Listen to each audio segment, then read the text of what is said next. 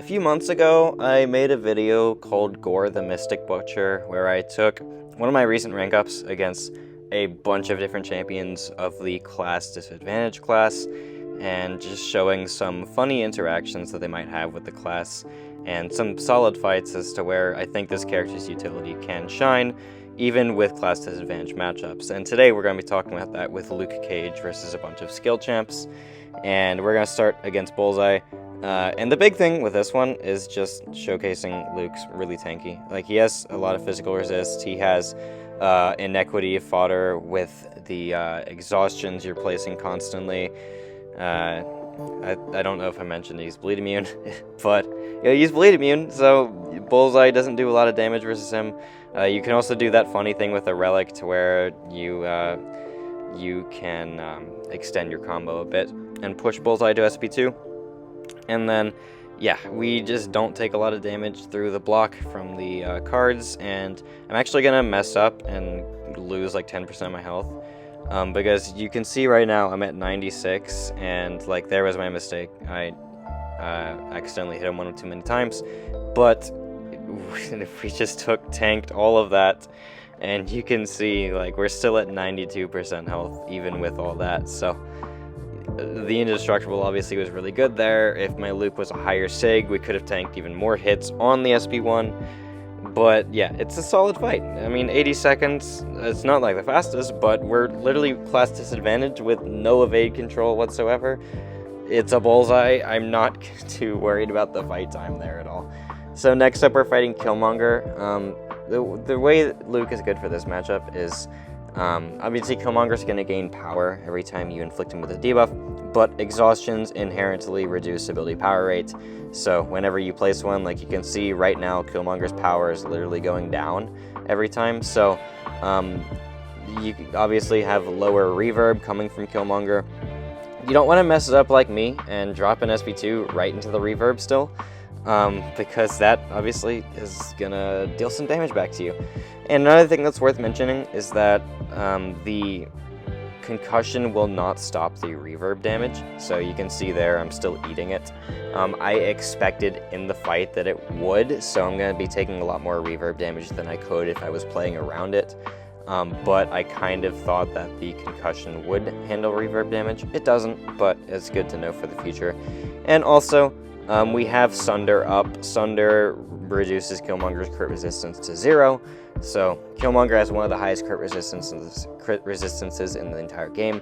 So thankfully we can get around that aspect of the fight with the Sunder. And Sunder is genuinely one of my favorite game mechanics.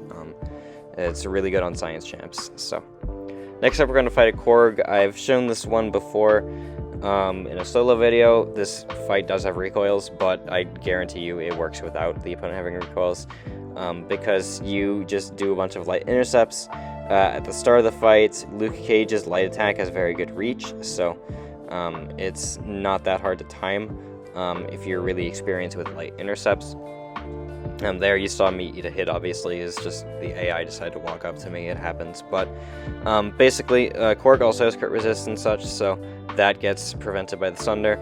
And then the concussion, once that is active, it is going to prevent Korg's thorns. So where Killmonger's thorns or reverb was not prevented by concussion, Korg's will. And the concussion also would hit the amount of chances he has to purify. And yeah, it's just genuinely makes Korg's threats very inactive, you could say. Next up, we're going to fight a Kingpin, and obviously Kingpin is going to be purifying Luke's debuffs all the time, but Luke has a clause in his kit that he will increase his attack by a certain amount just by any debuff being on the opponent. It doesn't have to be his personal debuffs, so because of the fact that Kingpin places debuffs on himself through his rage, that is increasing Luke's attack. So it's definitely a niche matchup. You don't see Kingpins on defense nearly as often as the other skill defenders we see here, but he is still a frustrating defender, especially when you have a bunch of DOT champs drafted, or just debuff champs in general drafted. Luke is still going to be able to handle a lot of that, which is really cool. The attack rating increase part of his kit is just very cool. So I'm actually going to get impatient and then push Kingpin to an SP3 and then eat it. But luckily, you know, Luke's stick ability makes it to where he goes indestructible. So we're going to be able to tank the whole SP3. Obviously, we're stunned after that. And we are going to get a little bit lucky with Kingpin not choosing to hit me when he could have during his stun. But also just don't push Kingpin to SP3 and then you don't suffer from that problem. So literally just a skill issue on my part. Like, that fight should have been like 65 seconds, but either way, next up we're fighting Nick Fury, unascended Nick Fury, but obviously the fight time is not going to be that much different if the Nick was ascended. And you get the concussion up. The concussion's gonna stop a bunch of Nick's technical charge gain. It's also gonna stop Nick's Purify when he throws an SP1. I assume. I haven't tested it. There I just somehow got hit. I don't really know how, but either way, then we move on and we're gonna drop the SP2 here. It's gonna push Nick to, no it doesn't, I thought it would push Nick to his SP2, it doesn't, that's fine. And you can see his tactical charge gain is heavily reduced, so that's really cool. And now we just want to push him into his second life, and then once he's in there, place some exhaustions. We have the relic active, drop some light attacks. I need him to throw his SP2 here, he does.